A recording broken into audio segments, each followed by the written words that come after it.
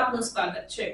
વડોદરાથી સગીરાનું અપહરણ કરી ઉત્તર પ્રદેશ લઈ જવાના ગુનામાં સંડોવાયેલ તથા નાસ્તા ફરતા આરોપીની ધરપકડ કરતી વડોદરા શહેર ક્રાઇમ બ્રાન્ચ।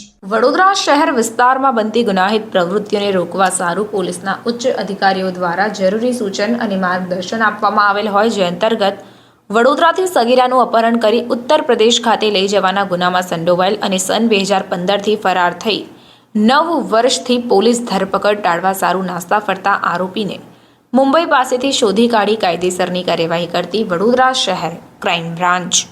આ કામગીરી દરમિયાન સુનિલ જયશ્રી યાદવ નામક આરોપીની ધરપકડ કરીને વધુ તપાસના ચક્રો ગતિમાન કરાયા। રિપોર્ટર કંચન પરમાર। સમાચારોની ઝડપી અપડેટ માટે હમણાં જ જન અર્પણ ન્યૂઝ ચેનલને લાઇક, શેર અને સબસ્ક્રાઇબ કરો।